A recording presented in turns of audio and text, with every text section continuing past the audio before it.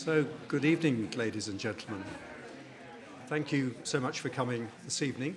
I hope you'll find an interesting topic to examine here. So, I'm Professor Jeremy Watson.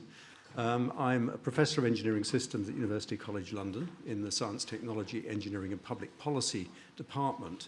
And I've had the privilege of being the director of PETRAS, the Privacy, Ethics, Trust, Reliability, Acceptability and Security Centre, looking at the cybersecurity of Internet of Things and edge devices from a socio-technical point of view for around about 8 years now. So I'm hoping this evening, which is themed around some of the topics that we've been interested in, will be of interest to you. So this event, as you can see, is hosted by the Foundation for Science and Technology. Welcome to those of you joining us this evening and also to those joining by Zoom, as we've got online attendees as well. The title for today's event, as you saw, is Empowerment and Ethics at the Edge of the Internet, the Benefits and Risks of Edge Technologies. And we're delighted that we've been able to support, as PETRAS, this event. As we're all aware, I think, there's been a massive shift towards citizen-centric technology, in part driven by artificial intelligence, that offers a huge potential in all our lives, but there are also risks. In this event, we're hoping to examine both some of the benefits and some of the risks of these new edge technologies and get a conversation going on how we can approach these technologies given the opportunities for both good and harm. And after the speakers, and we've got 4 distinguished speakers, we'll be taking questions both from those in the room and those joining us on Zoom. So for those on Zoom, if you want to ask a question, you need to use the Q&A function, not the chat function, please, of the app. And you can do this at any time during the talks if you like. We'll stack up those questions and I will look at those at the end when we start our Q&A session. You can comment on other people's questions and also upvote them if you like. When we get to the Q&A session, we will ask the questions with the most votes. Finally, if any of you want to tweet about the event, or X about it maybe, do tag us on Foundation for Science and Technology, as you see on the screen. So without further ado, let me introduce our first speaker, Joe Butler. Joe Butler is Chief Technology Officer at the Digital Catapult, which covers advanced technologies including future communication networks, AI, IoT, and immersive technology. He has a specialism in technology regulation and policy, having had roles as Director of Telecoms and Chief Scientific Advisor at the Department for Digital Culture, Media and Sport, and as Head of Digital Infrastructure at the National Infrastructure Commission. He's also an industrial professor at the University of Bristol Smart Internet Labs. Joe, over to you. Thank you.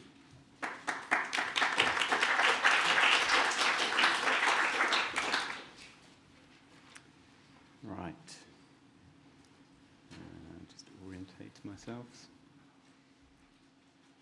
So, hello everybody, and thank you very much to the Foundation and to Jeremy for inviting me here to speak to you all today. As Jeremy says, I'm CTO at an organisation called the Digital Catapult, and I'm a board member there. The Digital Catapult is part of the Catapult network, which is a network of around 9 technology and innovation centres working in partnership across the UK. We at the Digital Catapult work across advanced technology areas, including things like 5G, 6G, future networks, IoT, Internet of Things, AI, immersive technologies and quantum. So we are a relatively modest organisation with the best part of about 300 people based in 4 sites really across the UK, principally in our HQ, which is near King's Cross in London. So we want to enable technologies to be supported into the UK and to support their adoption, acceleration, exploitation for the benefit of industries, for the benefit of citizens and for the benefit of society.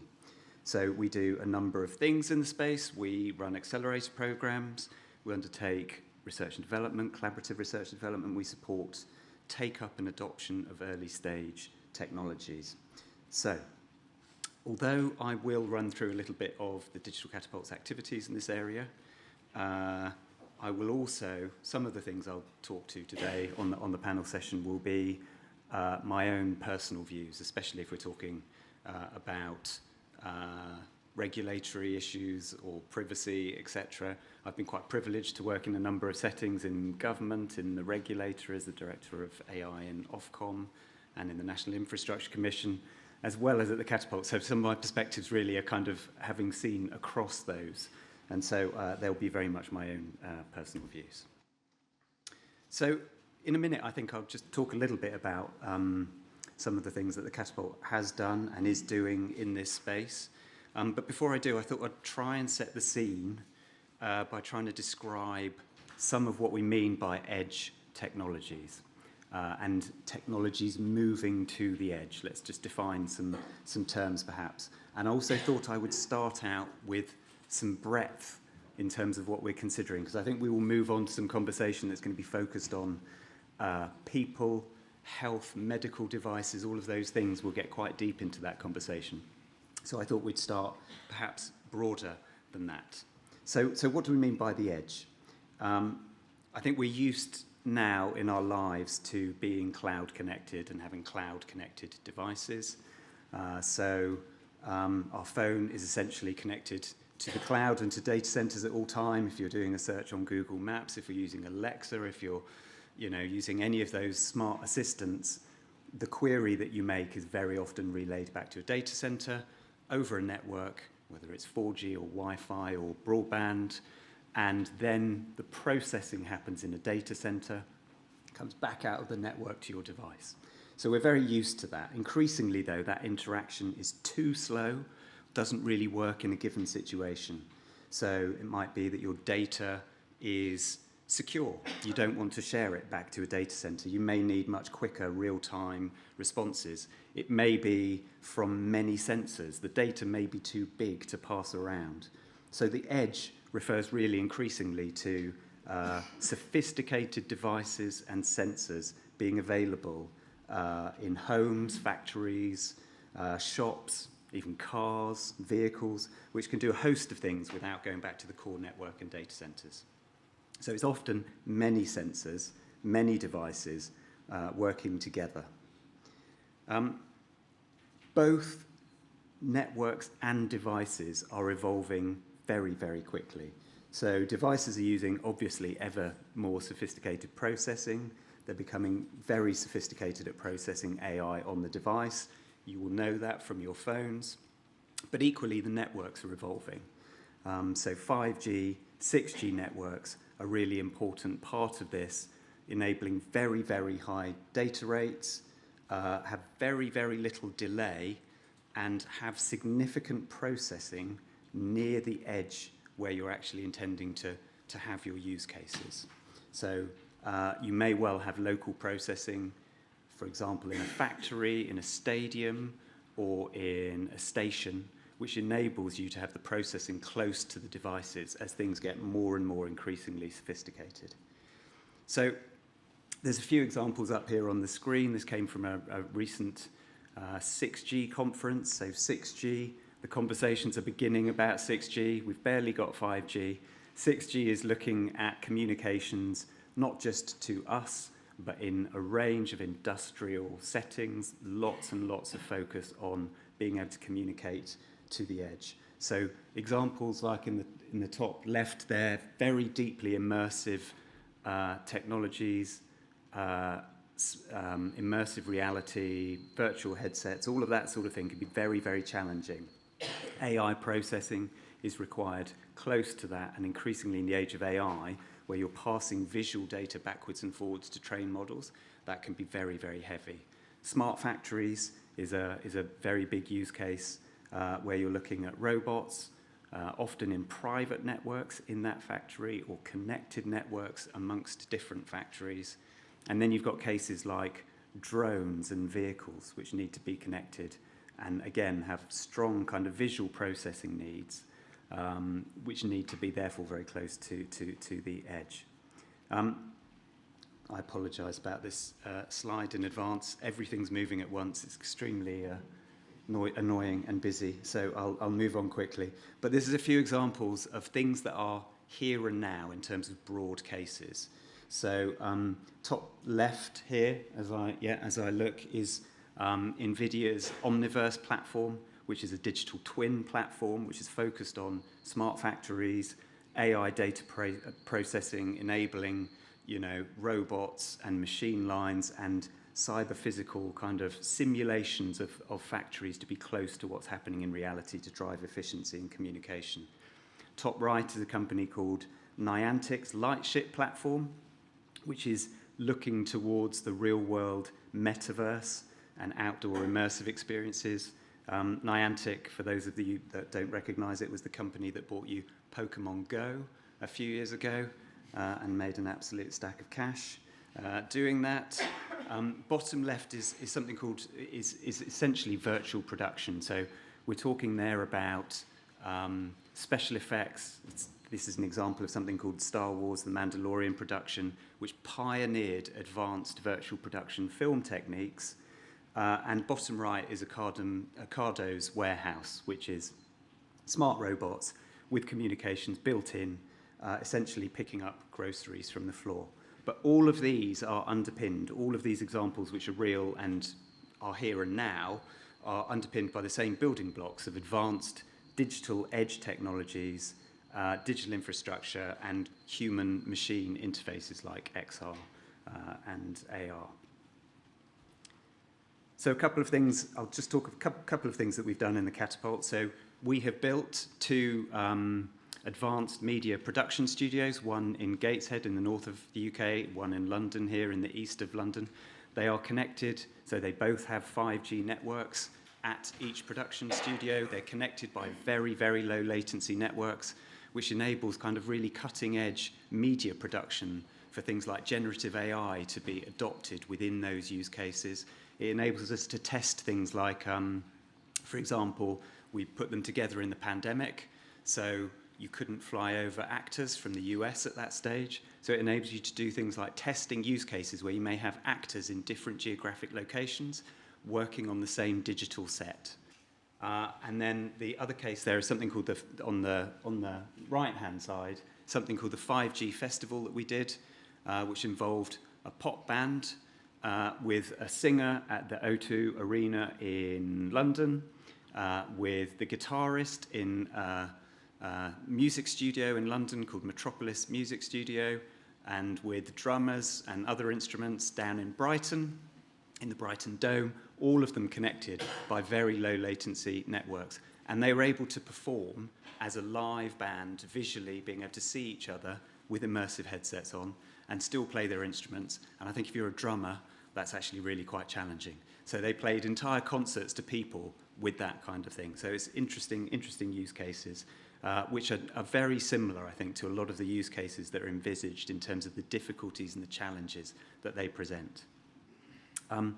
I'll wrap up just by talking about a program that we're running in partnership with a number of the companies here, notably Innovate UK, Alan Turing, Standards Institute, and the Hartree Centre, called Bridge AI, which is a program that is looking to enable AI use cases to be adopted and to flourish in some quite different areas to the ones that are usually flourish in the UK. So only 5%, approximately 5% of AI startups in the UK focus on traditional sectors in the UK economy. So by which I mean things like transport, manufacturing, agriculture, construction, things like that. The large majority of them, around 95%, are focused in data science, consultancies, IT, software platforms, often focused on sectors that are really focused on urban use cases, so financial services, advertising. So the Digital Catapult made the policy case for the Bridge AI program and designed some of the original concepts, working closely with Innovate UK and the UK Government's Office for AI, to focus on this situation. And the aim of this program is to support the AI supply side in sectors in the UK economy that are currently underserved by the AI community, and to support those challenges being broken through, their ethical and business barriers, and technologies and frameworks to enable that to occur. So it's quite a rich, quite dynamic program with a lot of organisations around the UK involved. I'll just speak to two examples. There's a company here I've just randomly picked out because there's many, many companies in this space called Vunex, which is a company specialising in the oil and gas area, which is tackling health and safety in that very dangerous environment using AI and computer vision to make the working environments safer for people to work in, using automated computer vision-based approaches to look at what's going on, to flag and improve things. At the other end of the spectrum, I've picked a company called Neural Echo Labs, which is a UK-based computer games startup, which is looking at immersive virtual experiences through brainwave communications, blending brain-computer interfaces, VR and AI together.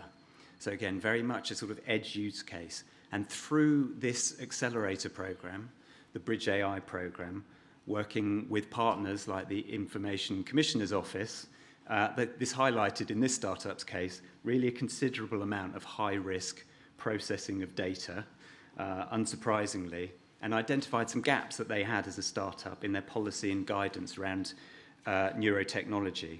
And the Information Commissioner became a mentor of that startup and has got some ongoing engagement with them to support them as they sort of go on their journey from real startup into more mature companies. So that kind of shows some of the sorts of broader use cases, I think, that we might get into the detail as we start talking about medical devices and wearables and all of those sorts of things. I'm just finishing off with a thing that I saw on Twitter just a couple of days ago as just an interesting case, which I think shows really where things are going to move quite quickly. So you won't really be able to see these images very clearly, but this is an example of functional MRI imagery. So data sets from people who are shown an image. For example, here, close to me, this image of a giraffe. And then AI is able to take the data from the functional MRI and construct what the person is looking at. And these are examples of that sort of thing going. So very complex space in terms of privacy. It shows some of the sorts of examples I think that we're going to run into here. So I just show that as a provocation perhaps at the end. So that's me finished. Thank you very much.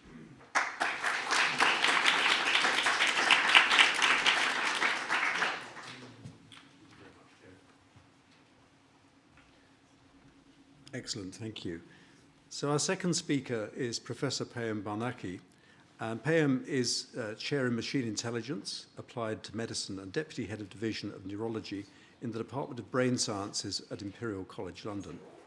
His main research goal is to develop AI and machine learning solutions for healthcare and create affordable and scalable digital systems that can be applied across a range of health conditions. Payam, thank you.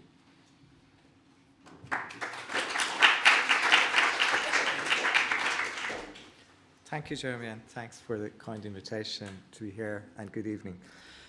I'm a computer scientist, and over the past 7 years, most of my work has focused on using off-the-shelf technologies and for monitoring and supporting people living with dementia. In the UK, there are something around close to 1 million people affected by dementia. At any given time, 1 in 4 hospital beds are occupied by somebody living with dementia. Around 23% of these hospital admissions are due to preventable causes. Some of the main causes of people with dementia going to hospitals are like falls, hip fractures, respiratory problems, urinary tract infections, which is relatively a simple infection, and with some antibiotics you can actually treat it. The complex sort of nature of the degenerative process of the disease itself, and sort of sometimes the difficulty of communication of the symptoms makes dementia basic care and difficult and challenging, and often people with dementia are more prone to go to hospital, and if they go to hospital are more prone to have probably more adverse outcomes like having falls. Anecdotally, you will hear when people, somebody with dementia goes to hospital, when they come back, which I've tried to show it in my just made up graph, usually their baseline goes lower. They decline much faster. A lot of our work focuses on using edge technologies. In principle, there are sensors you will see around, and I'll talk a little about them. And to create something which can continuously monitors people's sleep, physiology, movement around the house, and build a picture of their day-to-day activities, and then try to look for anomalies, or try to look at when they have specific conditions, how that pattern will look like.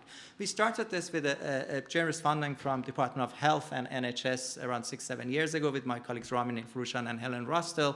And in principle, we put sensors like passive infrared sensors. They are like your burglar alarms. When you just walk in front of it, it starts just sending messages sort of to a cloud environment, to a little complex, like we use a sensor when you sleep in a bed, goes under the bed and monitors respiratory, like heart rate, breathing rate, does a sleep staging. And this information continuously collected, and a lot of it is passive. The information in a secure network goes to cloud, and within the cloud, we run some analytical algorithms. There is a human involvement. Now, the algorithms do the analysis, and then they will flag something up, and we have a group, like we have set up something like in a hospital, like a call center, and we have a group of nurses. We look at this information, and then they take over, and they apply their clinical protocol. But at the same time, they will record everything. As an engineer, for me, they take the raw data, they label it. And then as soon as you start collecting more data, you can reverse engineer and create more smarter algorithms. This study over the past 45 years has moved to a new initiative supported by UK Dementia Research Institute called Minder study, which is run by my colleague, Professor David Sharp. I've just picked up one example of a subset of our data. In this graph, the x-axis is time of the day, and the y-axis are different days, and these are two real patients' anonymous data. I've just taken a subset of data. Each color shows just movement in one area of the house. And if you look at, imagine if I wake up every day, exactly the same time of the day, do exactly the same thing, you expect to see this vertical sort of patterns. But nobody will do that. Nobody will have exactly the same patterns. But interestingly, when just you look at this graph, these two graphs visually, if you look at it, you will see one of the participants, the one below, you will see at nighttime, you see a lot of activities around the nighttime in that house, but has relatively very good patterns during the day. And if you look at the one above, you will see less sort of patterns, but most of the nighttime patterns are sort of referring to bathroom visits. And during the day, you see a lot of sort of inconsistencies in the data. Now, the participant above has somebody with urinary tract infection. One of the symptoms of urinary tract infection is people get up and go more often to bathroom.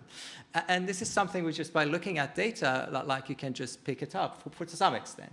The participant below, you see that there are some nighttime disturbances. Somebody has, like probably at nighttime, start wandering around the house and is high risk of falls.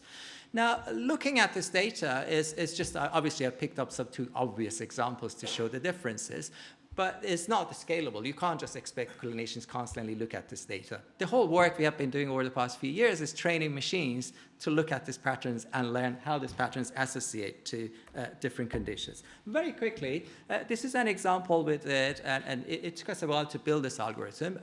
Urinary tract infections, as I said, is one of the top 5 reasons people are admitted to hospital, people living with dementia. If you pick it up early, is easily treatable or to a large extent. If you don't pick it up, could cause sepsis, could have sort of a risk of life, or become very complicated condition if it's not picked up.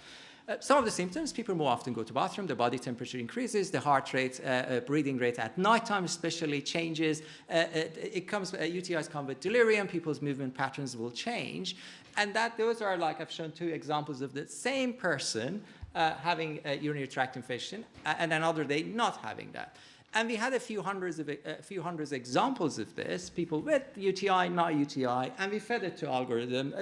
The technology here is the easy part. Getting the right data and the right clinical insight is the most important thing.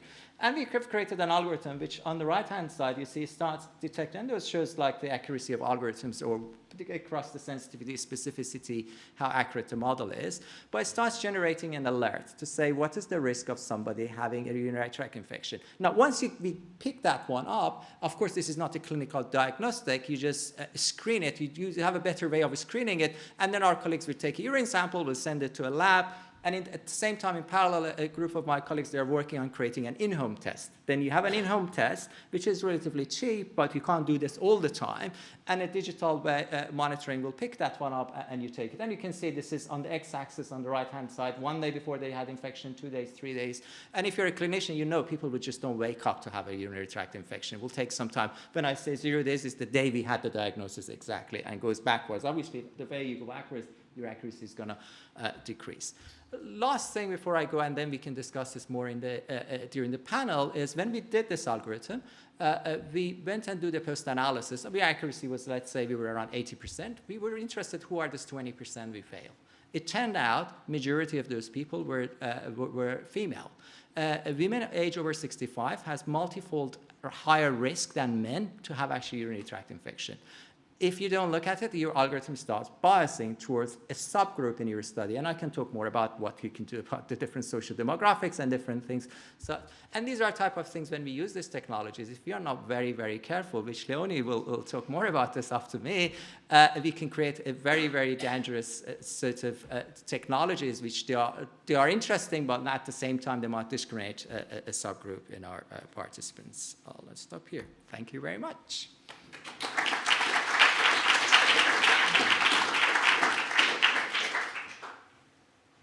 Thank you very much indeed, Payam. Our third speaker is Dr. Leonie Tanczer.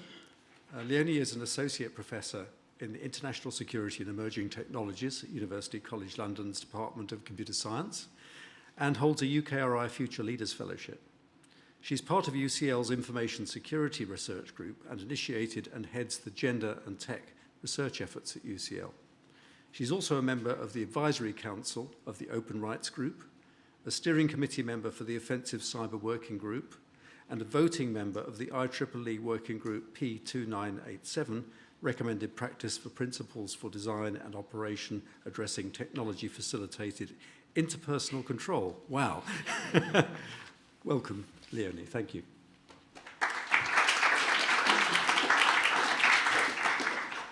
Thank you very much. Good to be here. Thanks to see everyone. Yeah, it was a perfect lead over. Of course, it's my turn to talk more about the negative side effects of the technologies we let loose into society.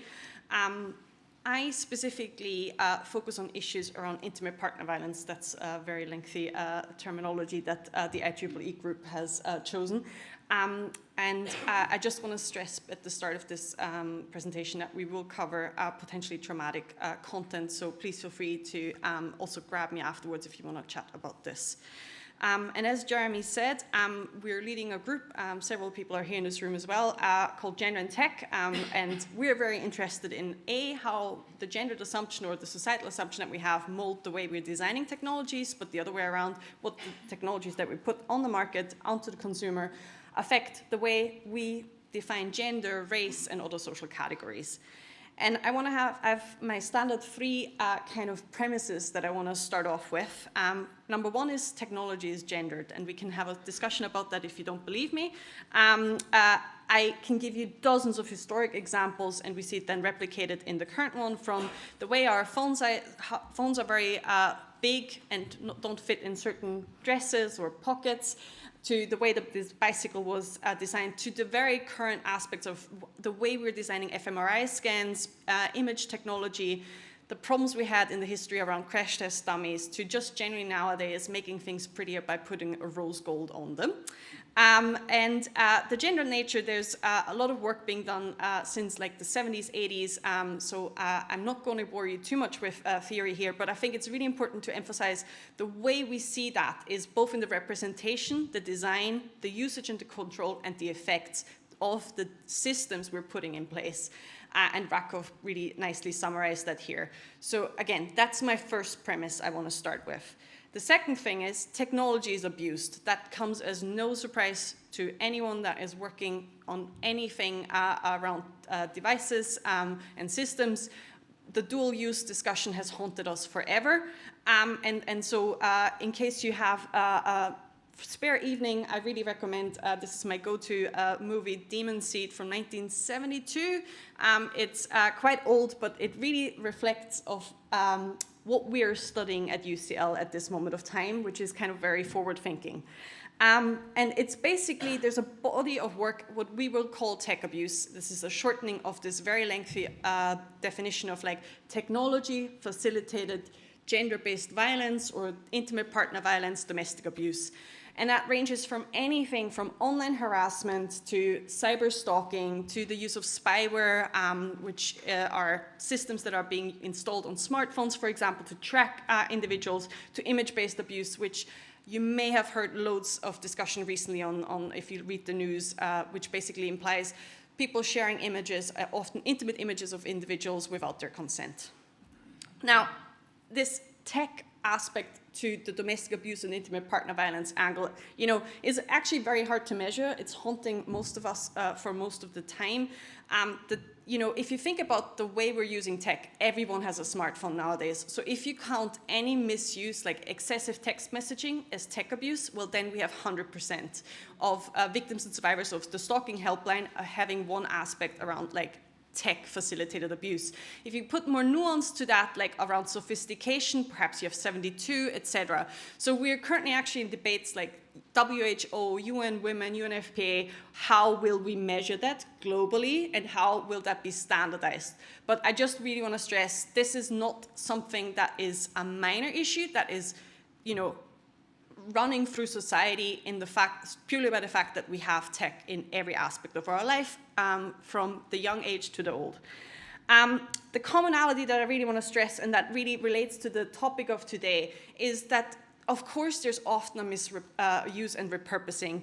My go-to example is I tried to get industry stakeholders to an event. They are always very coy when I call them to come to stuff.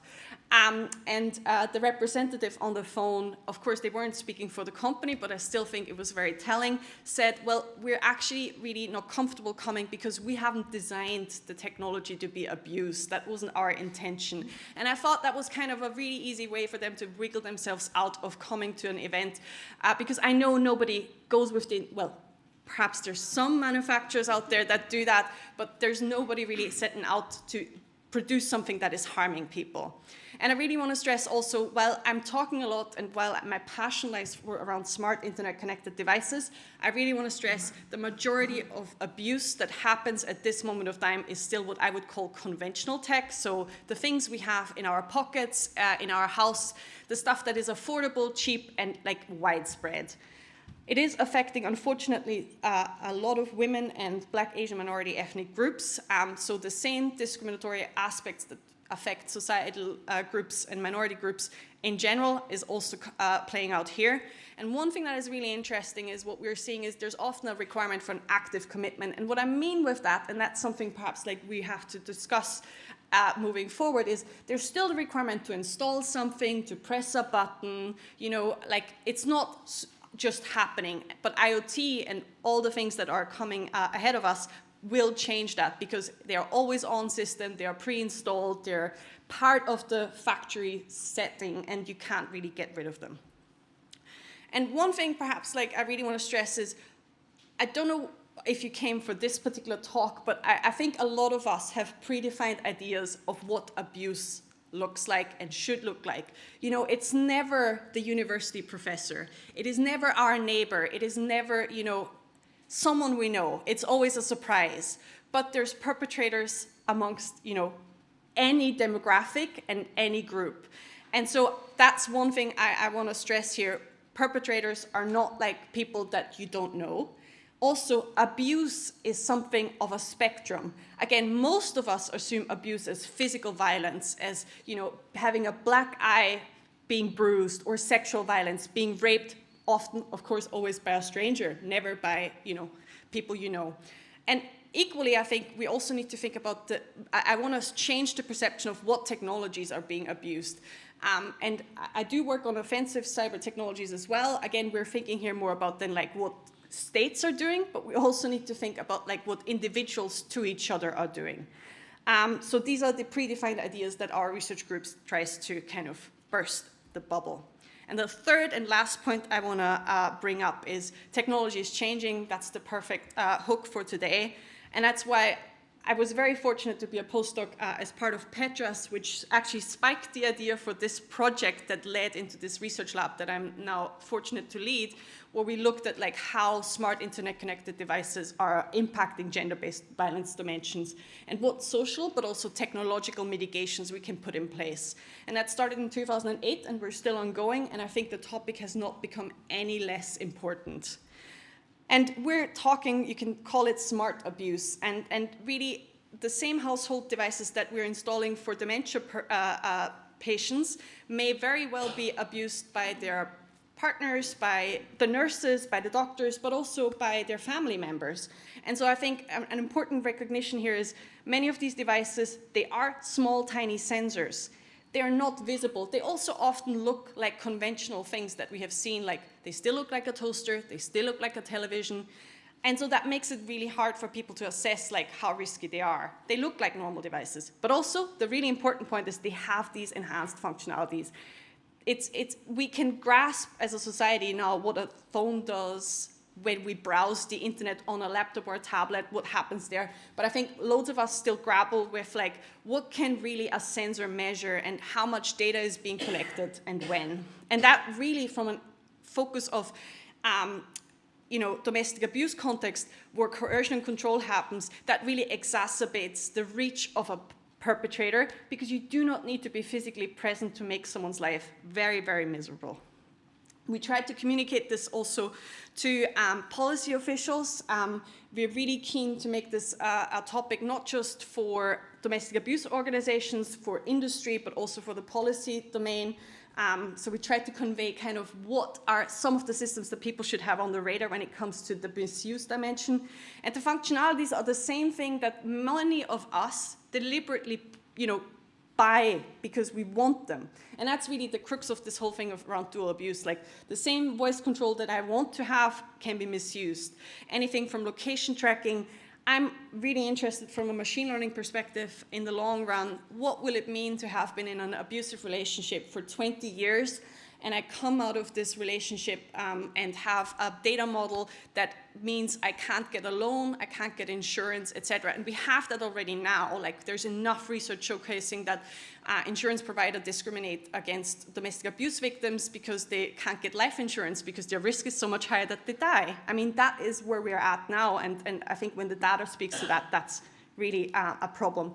And one thing which is really important that we try to convey is, that was researched by colleagues in the US, that we focus on UI-bound adversaries. And I think that's a shift for computer scientists and engineers in the room. We're no longer talking about like an abuser that is external to the company or an external threat actor, like a hacker or a criminal or a terrorist. It's the person you're sitting next to on the couch. And to threat model around that is actually quite difficult. They're also not very tech savvy. They just use what's available, and thinking about that makes cybersecurity questions kind of mundane, but important.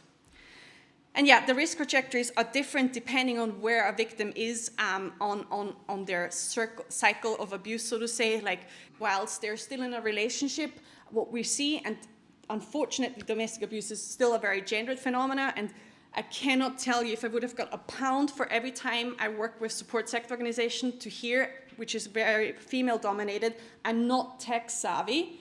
I could quit academia and, live off that. But the physical control aspect is where often, it's the man that is in charge, and reflect upon your own relationships. If you're in a heterosexual relationship, who is in charge of purchasing the device, who sets it up, who is the account holder, who knows the password, who changes the password, and who decides when it's going to be replaced. And that's the same dynamic plays out in domestic abuse relationships. You're in a honeymoon phase and the person says, oh, there's your phone. Oh, I set up our Alexa, etc. But things get sour and suddenly you're not longer the legal account holder. You perhaps don't even know how this thing works. The escape phase is actually the most risky phase, which is when individuals try to go into a refuge, try to seek some solace. And then when you don't account for the risks associated with tech, things can, lead to homicide when they can be identified. And the life apart phase is when we can go back to kind of the positives of tech, because many victims and survivors use the same technologies that have been misused against them, then in the environment where they feel comfortable and in control of systems to protect themselves and their environment. So that makes it really difficult. I know I'm at the 12-minute mark. But I know I have my go-to phrases, and I'm on a mission to get this across society. If there's one thing you take away, I say this all the time, let it be this. I think what we're currently in a very critical moment is that both the underestimation of the capabilities of technology are just as dangerous as the overestimation. And what I mean with that is we see that victims and survivors are being told horrendous things that devices can do. They've been told that I have a hacker friend, I buy something on the black market, or like ludicrous things that devices can do. And that is fed by the media, by the fancy brochures, by the Oral-B AI toothbrush adverts we see in the underground. But equally, not accounting for the capabilities that really are there is just as dangerous, because it means victims and survivors perhaps are not being aware that there is GPS tracking happening, that there's spyware that can be installed on their software. So it's really critical to discuss this in a realistic setting, not overemphasizing this, not a hyperbole, but actually, thinking about the practical, realistic threats that are there, risk trajectories, and how we can help victims without gaslighting them even further. So yeah, that's my point. I think really important, this is not something that can be saved by the support sector alone. This requires tech industry, government policy. There is, if you are a technology interested person, an IEEE working group.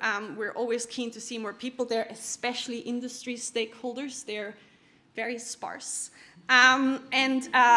We also run a newsletter that I shamelessly promote all the time, where we inform people about this development. So yeah, thank you very much, and I look forward to question and answer sessions.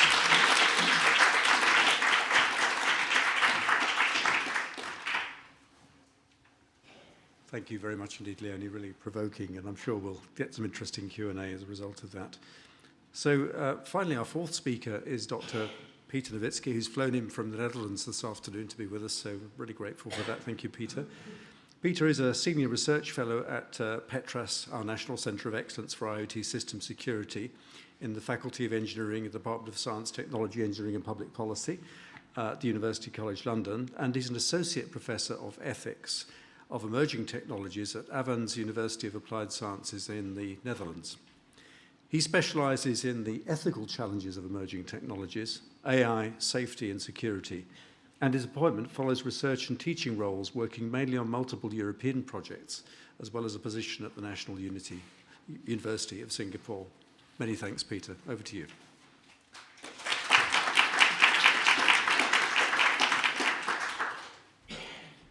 Thank you very much for the foundation, Gavin and Jeremy, for the invitation.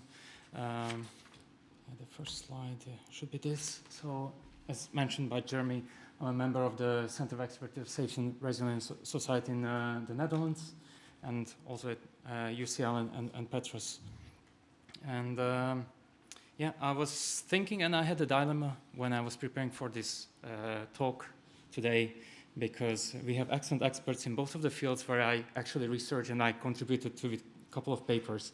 So I'm not going to go into the nitty-gritty of the ethics, because that would be a rabbit hole for me, and I think we heard much more from the experts here today. So my first part of the talk will be a little bit just shedding light upon the ethics part of ambient assisted living technologies, where I actually did a PhD about, and then intimate partner violence, where I also wrote a paper, co-authored with other experts in the Netherlands. And then I will make more of a policy type of a plea, what is needed from the ethics perspective and for the future of AI and technologies. So this is the paper that I co-authored with other experts. This is a list. It's a 50 pages paper. It's a list of all the ethical issues that are related to ambient assisted living technologies, AI in that area. So it's basically about the technologies that are enabling the people with mild cognitive impairment, like people with dementia, to age at home, age in place, stay longer in their home place and home environment. And you can see that I'm just marking, it was a review of more than 300 papers, and I'm just marking the top, 15, and the number goes further. The other paper that I was fortunate to co-author with other experts and colleagues was on the intimate partner violence.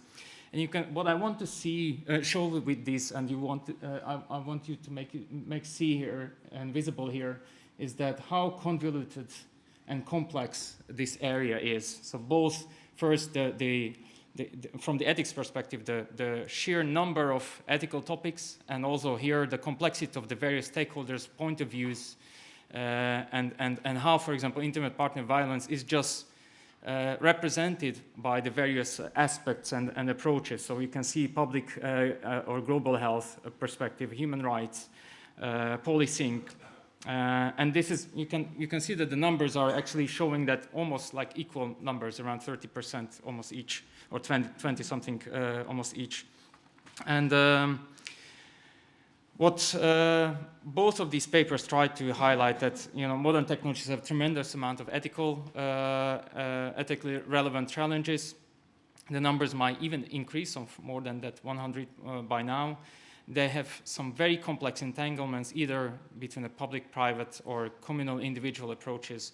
They have complex links between stakeholders, between who are associated with these technologies, who are directly, indirectly affected, like people with dementia, like the informal carers, former carers, healthcare professionals, victims or perpetrators, etc. And we are all dealing as ethicists with issues of wicked problems, societal challenges that by definition cannot be solved. And they cannot be solved even with the technology. So, but we still try, and that's the role of the ethicist, basically. I would describe that the art of an ethicist is as a researcher, to pick those most relevant aspects and highlight them and ensure the representation of respect, rights, universal and societal values while dealing with these technologies. I'm not going to bore you with the official definition of the ethics, but I just mentioned that this is basically a systematic reflection on morality. It concerns values, human morality as rules, guidelines, principles, judgments, normative decisions, and as well as justification. So we try to provide arguments why to choose this or why to choose that. It's an intellectual inquiry. That's actually the best definition which I was able to find throughout the years, about the concepts and principles that helps assessing behavior, helping or harming sentient creatures. And it increases our ability to cope with moral problems. And this was basically the ethics part of my speech. As a representative of the PETRAS, National Center of Excellence, it's always an intriguing area to focus specifically on the cybersecurity area of emerging technologies. And this is a report, the picture is missing. This is a report that was written in 2018, so quite aged to my standards. It's here. 26 authors, 14 institutions spanning academia, industry, civil society. It was followed by, as a result of 2 separate workshops held at Oxford in 2017.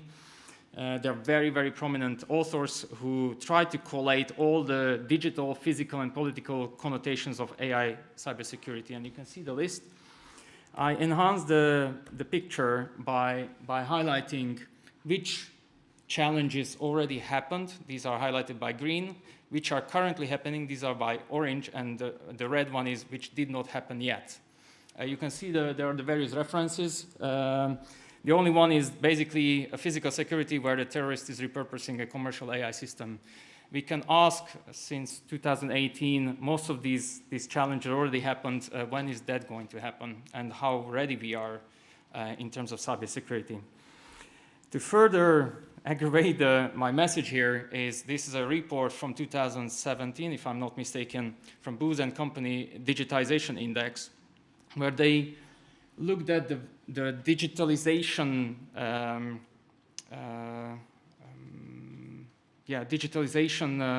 it's an index, so how advanced various countries throughout the world are in terms of digital technologies. And they were measuring 23 indicators throughout the various 6 key attributes like ubiquity, affordability, reliability, speed, usability, and skill. I'm not going to bore you with this, but they categorized the countries between 4 areas: the constrained countries, emerging countries, transitional, and advanced. The most of the blue is and the green, the developed Western countries. I wasn't able to see here. Maybe it's somewhere. Oh, actually, Russia is just on the bottom of the. I just see it now of the advanced one, but China is still a transitional one. And it just this picture, I think, this graph shows how vulnerable our societies are and are becoming in the future in terms of cybersecurity. And now a little bit, now the second half about the plea. I would like to invite you to my library that I spent a couple of weeks reading. This is a very recent book of Daron Archimoglu. He's an MIT professor of, I think, economics. And he tried to describe in this book, highly recommended to read, the last 1,000 years of struggle over technology and prosperity. It actually feeds very much into the debate how much innovation, how much regulation we need to have, which is quite a hot topic in Europe at least. But as we can see from the book, also in elsewhere. And he describes, he's also the author of the book, a bestseller, Why Nations Fail. The answer is bad policy making, if you don't want to read the book. He basically, he defines a problem that we can currently see across the high-tech and AI debate as well. So there are these visionaries, guys like Elon Musk and the others who define what will be the next thing. They define where the technology is going to be developed, where the funds will be invested. There's a very, very small number of people, and the small number means that there's a high probability of something going wrong, either in terms of financing something that we will then throw out of the window because it's not going to work, or in terms of agenda setting. And he's highlighting in this book, it's interesting that American is actually highlighting the full support of a democratic decision-making here. So he really tries to reinstate and strengthen the democratic institution decision-making in terms of defining where the technology goes next. And he tries to involve the citizens, the democratic public. He rejects the expert groups also set up by governments who are deciding, for example, COVID policies and stuff like that. He says that in terms of technology, we are all already users of these technologies, and there should be some institutional setups or settings where citizens can discuss these technologies. And I think if there is one argument which summarizes his book, and I'm still digesting it because I just read it very recently, is that throughout history, because he looks in the last 1,000 years, throughout history, the trickle-down prosperity or trickle-down economy or trickle-down anything never worked. And that's the challenge that we are facing in terms of technology now and today. The other book that I would highly recommend is Sir Professor Geoff Morgan's book, also published very recently. And this is a bit of a critique to my fellow philosopher colleagues, because he says that in the book published in 2023 in November, in the years that followed, many came to view much of the work on AI ethics as a distraction rather than a solution. Dozens of books and conferences worried about issues such as the moral dilemmas of trolley problems. Others explored the possible dynamics of the singularity a generation more into the future, when AI might suddenly take off and dramatically supersede human intelligence. Yet at the time, AI was being applied in almost every area of daily life with very little serious analysis on the social and ethical issues. The work on the distant horizon was intellectually appealing, but arguably diversion from the harder problems of the present. What I would like to highlight here is I fully agree with this statement. I think he had a very courageous 3 paragraphs where he describes this problem. I'm in the field of AI ethics for the last 15 years almost, and I'm getting a bit frustrated by exactly this, and it's an excellent summary. That's why I would like to focus on the more applied challenges, and that's why I was focusing on the dementia and intimate partner violence and how that actually translates in a practice-based view. Both of the authors, they don't want to sound too alarmist. They just want to, but they are seriously concerned about where the AI is heading. We have tremendous amount of AI tools, AI frameworks. The last time when I looked, I redid that literature review, which I showed you. When I started my PhD, we had 5 rough AI frameworks. Now we have 50. And the question is, who is validating them? Who is testing them? Who is applying them? Where these tools are basically scaling up, where are the ambient assistive technologies widely used. So there is already 10 years of research, and it's, for example, it's not across the NHS if I'm not mistaken. So it's not widely used still. And what I want to summarize here as an ethicist is that there's a tremendous amount of work. We need more specialists in the socio-technical field who can engage and work with the citizens, the users, and as well as the researchers, the industry partners, and the developers of these technologies. Thank you very much.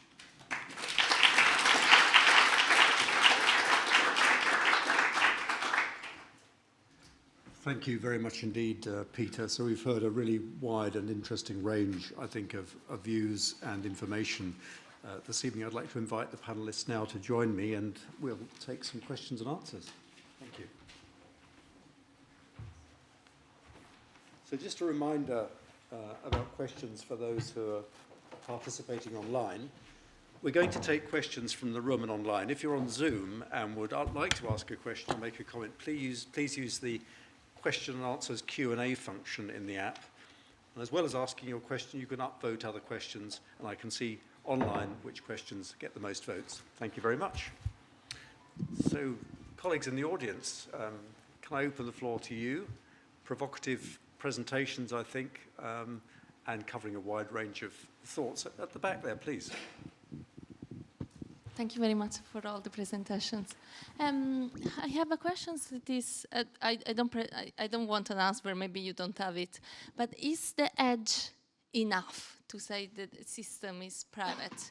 I will give you some example. Like last week, Android came out with a system that like record your calls and basically say that is detecting scam.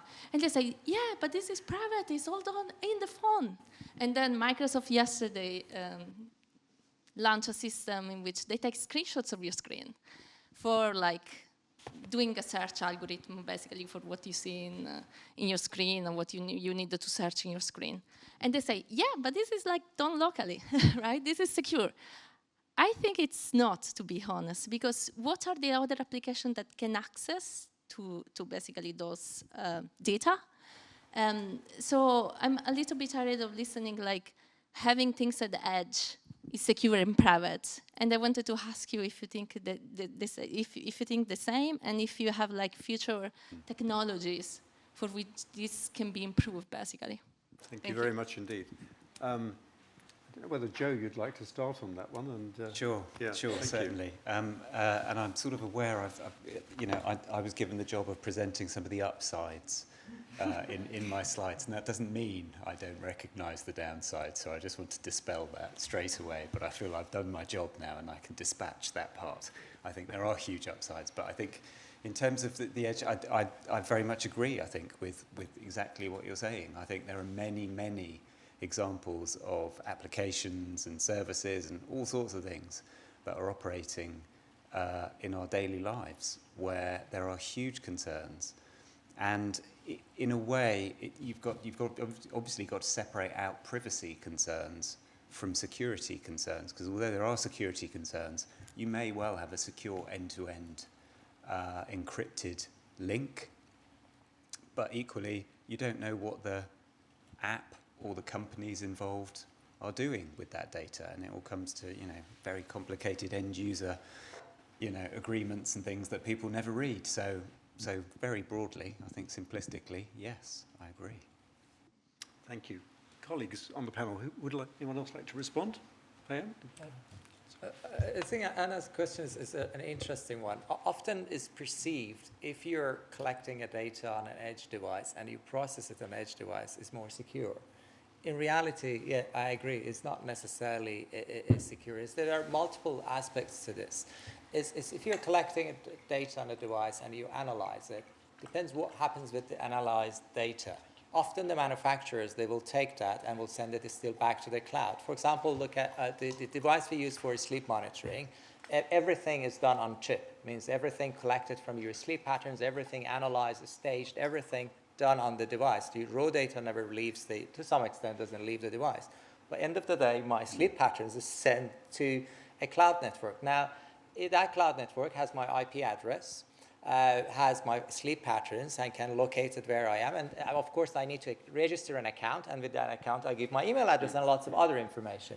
Now, of course, there are a few aspects of it. For us to use this and give it to other people, I think our responsibility is to make it clear. Like in our case, in our study, we tell exactly to our participants what we collect, and also what the manufacturer could collect from you, and how we're going to manage that, and how we're going to do that.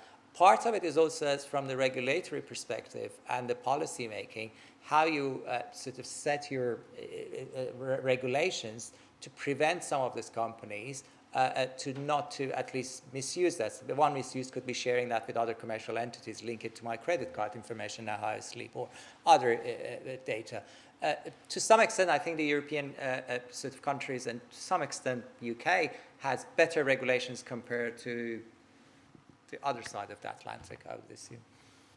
Thank you. Leonie, please. Yeah, I mean, hey, and thank you so much. I mean, you know as much as anyone about the risk of that, and have an answer probably for yourself. But like, what I actually think from this question that I think is important to take away is, and you're in research, and I don't know about the audience here, but I think one thing that is important to recognize is that most of that data is then held by private individuals, and it's never going to be analyzed beyond the realms of this company.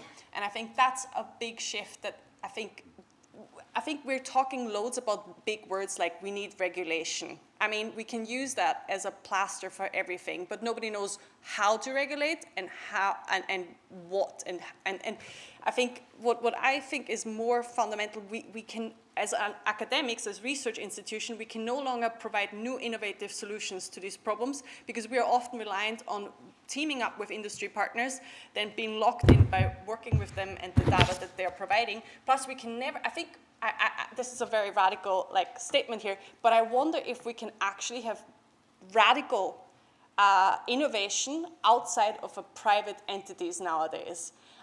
Because so much of the data that is required nowadays, and also the infrastructure to run analysis, do tests, whatever, is privately held.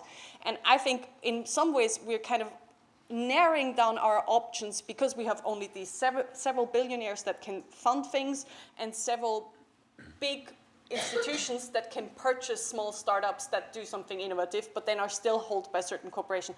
I know this sounds super, bashing of neoliberalism, but I think we need far more radical approach, because if you want innovation that is focused not on profit but on benefits, I think the innovation needs to happen in research institution, and that has kind of fallen apart. So I think that's a very long-winded answer to basically say I feel like that problem will not be solved if we kind of stay within the system that we're having and where we're headed to. Thank you very much. Yes, I have a question, but Peter, do you want to respond to this one first? Just quickly react on this, because we know from research that whenever we tick a box or read the terms and conditions, or we don't most of the time, there is an aspect of which is called in the literature called routinization. We do it, and it's a standard thing in 90% of the cases, and there is a long research on this. It means making a step back, and speaking as an ethicist, it means that there is no valid consent of data gathering. Now, if you make a further step, basically the current ecosystem works. There is no valid consent of our data gathering, we are feeding a system that is also a black box. So, what will be the output is just basically the last element, and how it is going to be used against us, as Leonie mentioned, for example, with the insurance company. We need to think about these systems and processes, how this goes through, and how the various data are being used with us. And the second thing, what I would like to mention here is excellent question, excellent concerns. We will obviously have a report about this meeting, and it will go on the website. There will be videos and recordings, but what effect we will achieve.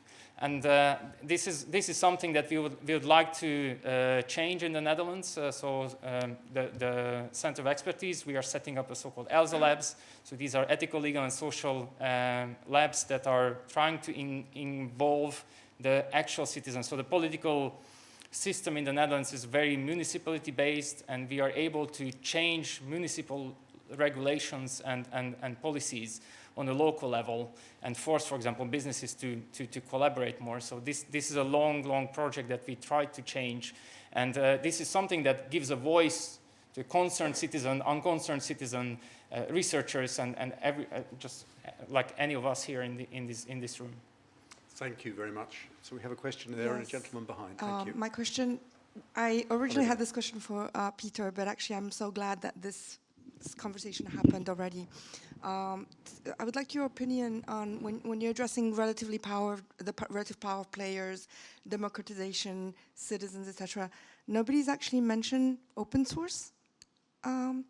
What is your opinion? Is it going to be strong enough to keep up with it?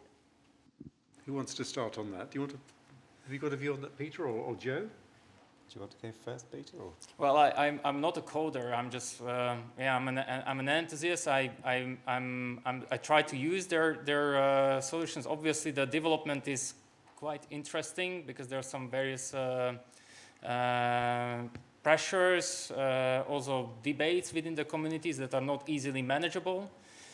At the same time, I always try to work in terms of like open science, which is very much like trying to follow or build upon the open source principles. So, yeah, I'm not sure. I mean, apparently now the debate is that the biggest open source contributor is actually Microsoft. So, yeah, it's yeah, so indeed, the very harsh borders from a couple of years ago are getting a bit more blurred. But yeah, excellent question. And also, not only just the software side, but also the hardware side. Yeah, it's interesting. So, I mean, this obviously comes particularly to the AI part of the conversation. And I think there are things that are speculative, yet to be decided and to be determined, and then things that are kind of fairly clear. So historically, open source has been a very good thing. Open approaches, transparency has been a very good thing. There's an awful lot of change that's happened over the last couple of years. So OpenAI is a company that started with an open approach and became a very privately focused and changed its company structure to be highly profit motive. And so you have oddities going on there. There was at the advent, post-transformers being invented in 2019, the things that underpin things like ChatGPT and much of the AI revolution at the moment. There was a big debate as they started to become very large foundation models, large language models. We'll see large vision models. We'll see large multimodal models becoming incredibly powerful over the next 5 years. There was an awful lot of debate about, so for example, in the CMA, did a study in the UK about this, about competition and openness in foundation models and concentrations of power. And it's been really interesting to follow the dynamics there, where, for example, as I think you point out, the very largest foundation model has just been made open. So open source has actually triumphed, and open approaches in AI have triumphed recently in this space, which was not necessarily predictable. So companies like Hugging Face, I don't know if we've got any AI people in here, is a platform which has got just about every single AI model available with weights, ready to go in configurations that almost anyone can use with the academic papers there. And one of the most recent additions to that is Meta's Llama 3 model, one of the biggest models ever made, trained on 24,000 GPUs at great cost to Meta, completely open sourced. Now, my view is they've open sourced that for their own commercial reasons, because it affects the other people in the marketplace who are playing. But nevertheless, it's a very interesting dynamic where open source in the AI space is currently playing quite well. However, the data sets, an awful lot of the data sets that are used to underpin this, internet scale data, the public data has been chewed through. And what's actually, there's an awful lot of, therefore, the things that are incremental are in private hands and private additional data sets. So it's a rich, interesting space, and it's a very good question. Thank you very much indeed. So we take sort of a couple of questions together. This gentleman over there and the lady behind, in order of raising your hands. So this gentleman over there, yeah. So can we do the two together and let the panel chew over those? Thank you. Obviously, we're lucky here. We're sitting here. We've got a team of people who know how to get things done and make it happen. The average person doesn't. We talk about dementia. How many people know about dementia? How many people get there early to actually get the treatment that we're talking about can be done to help them? We never get that information out to them and give them the early sort of information. I got involved with a couple of projects, one with Bart's and one with King's, and they were both, well, my pictures of my brain are now in King's all over the place. Anyway, we've got this sat there, but I'm never sure when I should go and talk to my doctor and say, I'm getting dementia. What do I do? You know, how? It just seems very difficult. And where medicine, particularly in the UK, is moving, where they're trying to get in ahead of treatment to actually make it cheaper, more practical to do, and reduce bed capacity, and so on and so on. I'm not sure how we're doing it and how much we're going to be doing it over the next few years. I'm afraid I see the opportunities from it, but I'm not sure we're getting the message out, and that's not a criticism of anyone. It's a fact, I believe, anyway. Anyway, that's me. Yeah. Thank you. So it's probably, because this is a very specific question, it's probably very good to refer it to you, Payam, if I may. It's a very good question. Mainly our medical system, with all due respect, and I love NHS, my wife works for the NHS, still is our clinical system runs like a Victorian time. I get ill and I go see my doctor. And nobody comes and asks me how I am before I get ill. And by the time I get ill, in many cases, it's probably we should have started early. What we are focusing here, the new technologies, they have the potential to change that. And this change, probably if we all work together, all the sectors work together, will happen. NHS will adapt some of these things. Just a simple example I'll tell you, maybe the sleep monitoring we do, at some point I went to a manufacturer and asked them, you sell this commercially. I guess your users have given consent, you collect their data. It turned out they do. And but said, can we get this for research? We're going to put it to good use. With all agreements in place, we got anonymized version of their data, and we have something like a few million nights of people's sleep data. And we did it benchmark it again, an age-matched group. We took the same age from our control, and age group we had dementia, and we gave it to a machine to look at what a dementia, so the same age group sleep will look like, and what somebody like, let's say, in a healthy control group will look like, and try to identify the patterns. And then we showed actually you can use it in general population to screen for early for signs of dementia. We've done the same thing looking at electronic healthcare records. We looked at hundreds of thousands of people's electronic healthcare record, and we had over 10,000 people we knew they diagnosed with dementia. We went back 10 years, and then you can look at and learn from those patterns. Then technology has the potential to change it, and this will happen, given the fact that if we build it in a safe and in a trustworthy environment. Like, let's say, if all these things, you don't want to discriminate against a certain subgroup, people who will afford it or people who might not actually have tested on them. I don't want to take too much time, but... Thank you for that. I mean, it's really rich domain for conversation here. I don't know whether I'll do it. No, okay, so the panelists happy. So if we move on to that gentleman over there who's been waiting, and then we have two ladies in the middle row where Thank Gavin you very is. much, David Craig, crossbench convener. Thank you very much to the panel. May I be slightly provocative? Most of our experience of history is that there are terrible technology failures which end up with a large number of people becoming victims or even dying. In this country recently, the infected blood, for example, or even the post office thing. Globally, maybe COVID-19. Looking ahead, AI is yet another technology. And with all your expertise up there, would you like to point out to us which is the most likely AI failure which might lead to a large number of victims or even deaths? Gosh, there's a sober question. I think Joe needs to go for that. I don't know who else on the panel would like to work with it. But So I'm not sure there's just going to be one. It could be quite widespread in the way that we've been talking about existing technology, because AI could permeate so much of what's going on. There could be many, many, many disjustices done that become normalized. I think if you do want to look at just one as an example, there was a brilliant film done specifically made to show some of the potential dangers of AI. I think it was in 2018. It's got a very unpleasant name called Slaughterbots.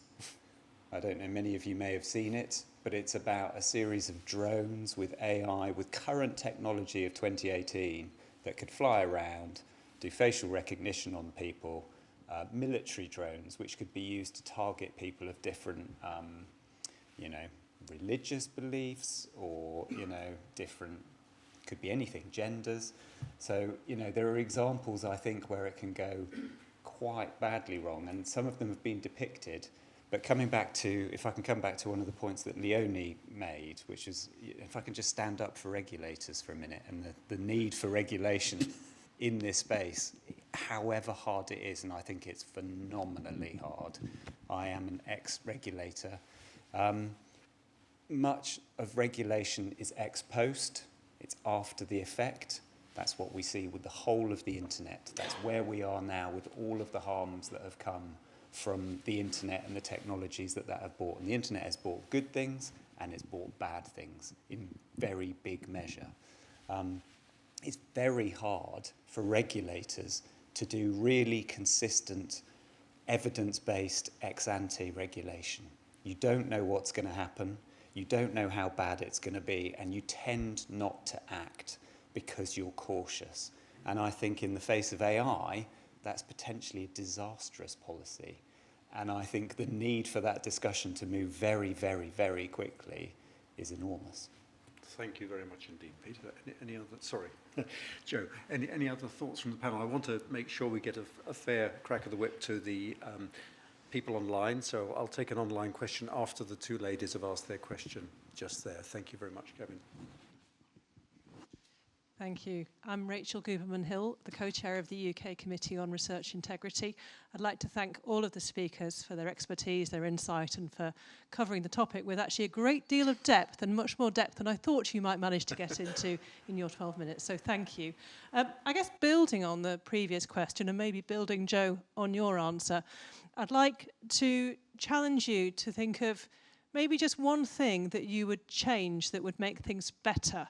And that could be in relation to regulation, in relation to ethics, ownership, anything that you see fit. And I'd really like to challenge you to suggest what that one thing might be that's feasible within the immediate future, so maybe 1 to 2 years' time. So what's feasible? What should we do?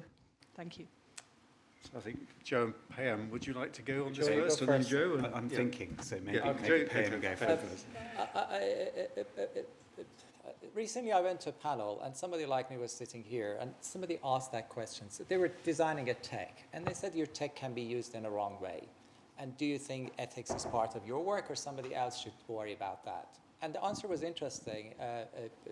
The person looked at it and said, the latter. Somebody else should worry about my ethics. I think if one thing I could change about this to make the ethics of design not somebody else's problem. I designed a Big Brother for dementia. Ethics of it is somebody else's problem. Shouldn't be. I should be responsible for the ethics of it. And a lot of engineering designs, often they don't involve, or is an exaggeration, but often don't involve social science. I think putting engineers working with the social scientists is the best thing you could do. But when we did our dementia research, I worked with an ethnographer, and my colleague, Professor Christine Hahn, went and talked to our dementia patients, and suddenly we had a completely interesting view of how our participants see what we do. I don't want to give you a lengthy answer, but I think if I could change one thing, I make it ethics is part of your job. You're not just designing the tech, you're also responsible for the ethics of it and the consequences of it. Thank you. Sorry, do you want to go first, Leonie? Actually, so I'm just a comment on that, because I have done that. So full disclosure, I'm in a computer science department, but I snuck in there as a social scientist. And I think, as a woman, as a social scientist teaching ethics to computer science students, you cannot believe what pushback I received and what answers I received in regards to that's not my responsibility, and that's my employer's job to say whether whatever I'm asked to design is legal or not. So that's definitely needed, but it's going to be hard. My answer to that question, I mean, mine is very much practically on what I am researching and where I feel like I see a need. I mean, we have the Online Safety Act, which, if you're not familiar with this regulation, is quite controversial for several reasons, but it's a step forward. One thing I think we don't have as a country, there's nowhere people can get help around tech. I mean, this sounds super weird, but like we have legal clinics where people can get advice around legal advice. We have health clinics. Where can people go when it comes to tech?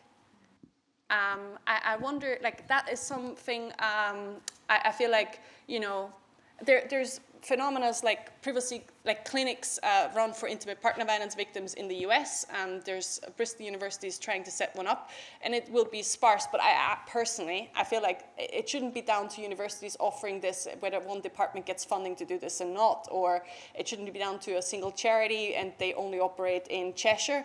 It should be a national institution and body where average people can find help around tech. Thank you, Leonie. Joe, have you? So I've thought it's a hard question, that one, so I had to think. So I quite agree with the first point made, which is make the companies, the directors, the designers responsible. I think equally that's really very, very difficult. It's very broad. It's quite broad because if you think about something like an AI foundation model, it can be used for a myriad of things. So if you don't do that appropriately, it has a massive chilling effect, huge chilling effect, which is why you hear the balance of innovation and regulation always being talked about. You hear it talked about in this country. I fear the flip side of that is the balance of innovation and regulation is that it's actually all innovation, and it's regulation that is for guidance or is done by codes of practice, which just does not have hard teeth and really does not, frankly, work in the face of, I think, what we're facing. So I suppose what I would pitch as if I'm going to be pro-regulator here, my one thing that I would have a globally agreed neutral panel who are able to look at this problem and actually, so this is because the biggest single problem is this is a global technology and you cannot get coordination.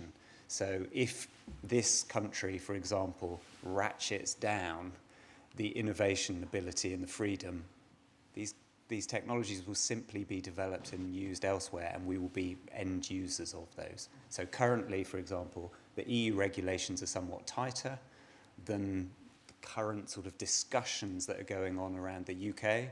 And I think what that means to a lot of the AI companies is they simply abide by the EU regulations, and we are receivers thereof here in the UK. And so and that kind of arbitrage across the globe is very unhelpful. So my wish list would be to have one global, powerful set of people who could consider those issues. Thank you. If we could just have the final question from this floor with that lady at the end, then I'm going to read out one of the questions that came over the web, and then I think we have to go for drinks. But do carry on. Hi, I'm Charlotte. I'm the comms officer for the foundation. Mine's a very quick question, and you might have actually covered it slightly.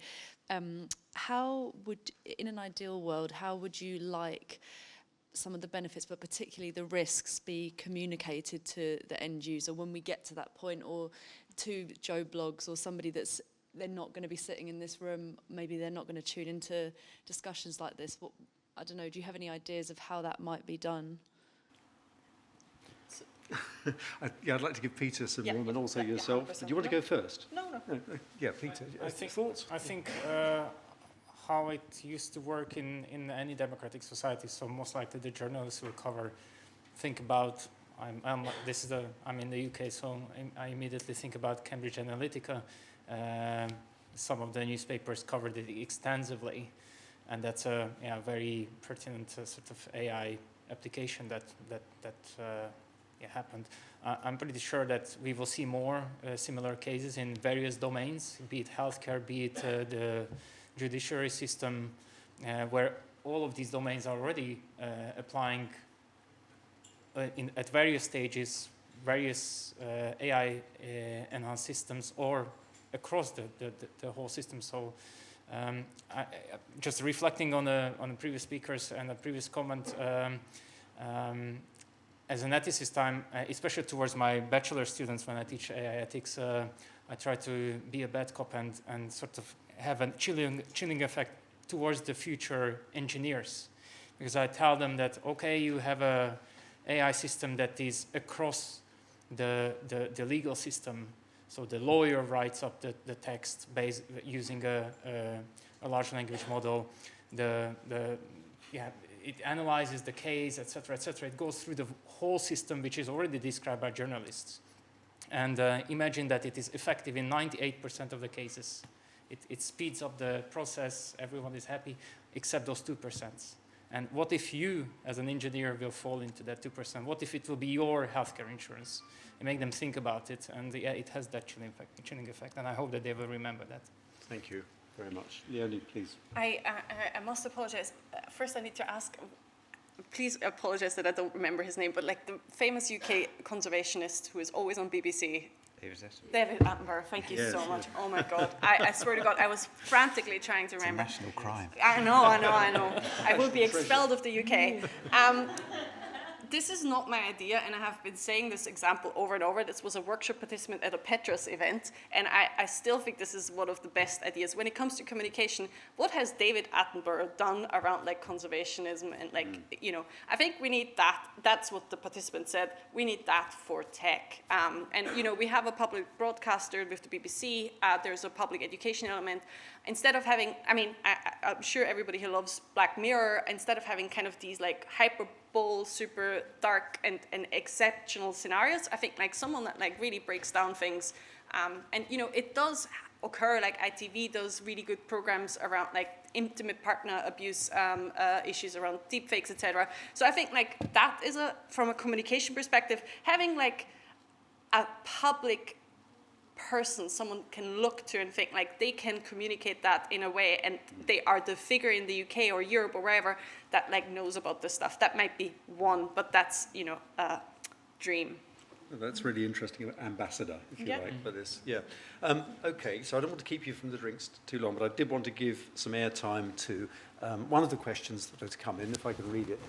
We're living now with the results of what has been well documented as the biased nature of city design. The ways that our physical streetscapes are designed actively hinders the experience of women and girls and marginalised groups, thereby reducing their full participation in society. What measures can we take to ensure that gendered technologies are not further woven into our increasingly connected places? Very much for you, isn't it? Very much for you. I feel like taking too much airtime here. I mean, I feel like if you go to a university campus nowadays and you look at engineering degrees and computer science degrees, they're still, I mean, we're trying our best and you know, getting more, but I think we need a diverse audience in the design of things, because only, you know, when it comes to city design, only when people who have to push the buggy are there, they will realize that you can't make a pedestrian walk that's so tiny, and it's the same with technology. If you need the right people on the table to can say what their group, what their you know, community needs around tech. Thank you very much, Leonie. Thank you, panel. I just wanted to wrap up with a few remarks. I found it really stimulating. I think there's a lot of food for thought here. There's a lot of work to do. There's a lot of awareness to raise, if you like. There's a lot of socio-technical domains to look at, explore those interactions. So specifically thanking Joe Butler, Payam, Barnaghi, Leonie, Tanczer, and Peter Novitzky. Thank you so much. I'd like to thank my colleagues from the PETRAS National Centre of Excellence, which is coming to an end, by the way, at the end of June, after 8 years of running and involving a lot of universities, 24 universities and about 150 projects or so. There'll be an email survey following the event, and we'd really appreciate your feedback. And a recording of the event will appear on the Foundation's website tomorrow. If you haven't visited the website, it's a tremendous resource. I do go and have a look from time to time. There are 2 events coming up that you can register to attend on the website. They are, on the 3rd of June, Critical Minerals, How Can Science and Technology Help Deliver the UK's Strategy? And on the 12th of June, the role of the UK National Laboratories. Both sound really interesting. I hope to attend one or both of those. So thank you very much again. I would also, I suppose I should say, as Director of PETRAS, thanks to UKRI, the UK Research and Innovation, for funding it. And I note that in the audience we have a close colleague from the Innovate UK programme, which we work very closely in delivering the PETRAS and securing digital technologies at the periphery activities overall. So thank you very much for attending. I imagine the drinks are outside, are they? They are, yes. So just a couple of brief announcements. Sorry, my name's Gavin Costigan from the Foundation for Science and Technology. The first one is, Jeremy's just mentioned 2 events. It might be that the event on the 3rd of June is postponed because of the election. So we're just working that out. So we obviously haven't had a lot of time to work it out because we've been here. But so do register and you will get a place, but it might not be on the 3rd of June. The second thing to say, which is much more positive to everyone here, if you've not registered for dinner but would like to stay for dinner, there's a few people who've not turned up today, so do feel free to stay for dinner if you'd like to. There will be food for everyone. And just for the moment, there's drinks right outside. So. And I think, Gavin, we've got a further, perhaps slightly less formal opportunity to... That's right. So after dinner, there's another question and answer period, and that will be sort of off camera, and that will be for you to ask the even harder questions, because the answers are not recorded and put on the internet. Yeah, look forward to that after dinner. Thank you. So thank you. Thanks for the Foundation for Science and Technology for allowing us to hold this event. That's great.